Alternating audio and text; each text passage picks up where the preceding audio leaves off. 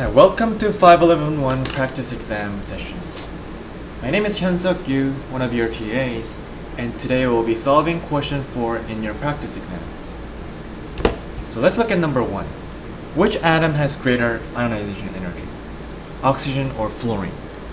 So to solve this question, you need to know that there are some periodic trends in the periodic table.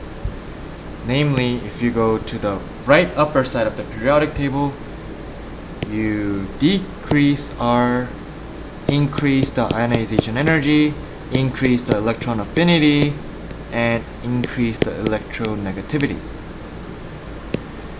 So you know that fluorine is on the right compared to oxygen. Thus, fluorine is smaller, so it has a greater ionization energy. Now, which negative ion has greater electron affinity? Oxygen minus or fluorine minus? So to solve this question, you need to know the definition of electron affinity. Electron affinity is the energy emitted when you add an electron to the atom. So it's the energy emitted. So if you look at the electron configuration of oxygen minus and fluorine minus,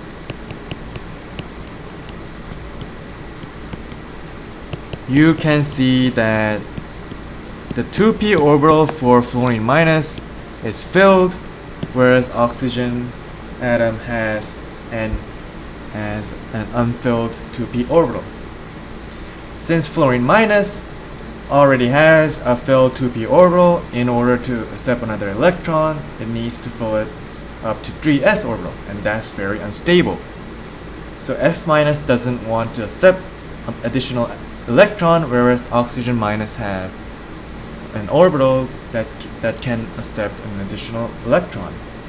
Thus, since fluorine doesn't want to accept electron and oxygen does because it has a vacant orbital, we can see that oxygen minus has a greater electron affinity. Now, part B. Which of the following has the smallest atomic radius? Chlorine, phosphorus, aluminum, and magnesium. So we can see that these 4 atoms are in the same row. However, chlorine has the largest Z. If it has the largest Z, it shrinks the atomic size that it has the smallest atomic radius. Thus, chloride has the smallest atomic radius. Now, which of the following has the largest atomic radius?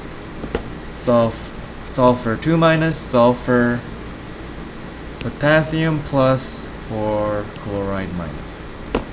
Now, since sulfur 2 minus has more electrons than just sulfur, we can eliminate sulfur. More electron means the atom becomes larger in size. For similar reason, we can eliminate chloride. So we're left with sulfur 2 minus, chloride, or potassium plus. If we compare those atoms, we know that they're isoelectronic, meaning that they have same number of electrons.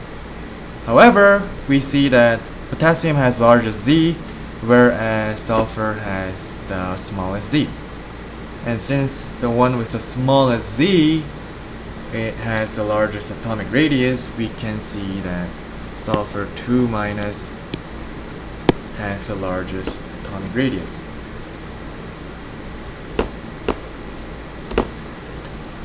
Now, part C.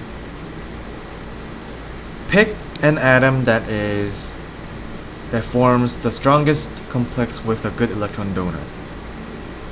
So in order to form a strong complex with a good electron donor, it needs to readily accept an electron, right? So it means the EA needs to be big because it needs to readily accept an electron.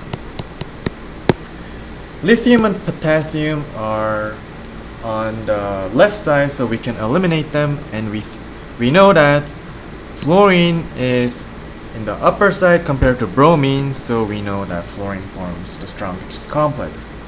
Now, part B. Pick one that forms the strongest complex with a good electron acceptor. in order to form a strong complex with a good electron acceptor, it needs to be a good donor. So which electron is likely to lose electron? The one with the smallest IE, or ionization energy. Since fluorine and bromine is on the right side of the periodic table, we can eliminate them. And since potassium is downward compared to lithium, we can see that potassium forms the strongest complex. So state the property of your answers.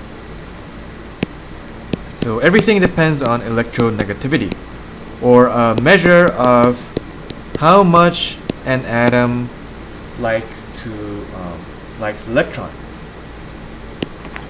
So the atoms with small electronegativity wants to lose electrons, so it forms strong complex with a good electron acceptor, whereas if you have a high electronegativity, it wants to accept electrons, so it forms strong complex with good electron donor.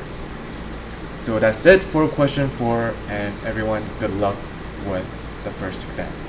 Thank you.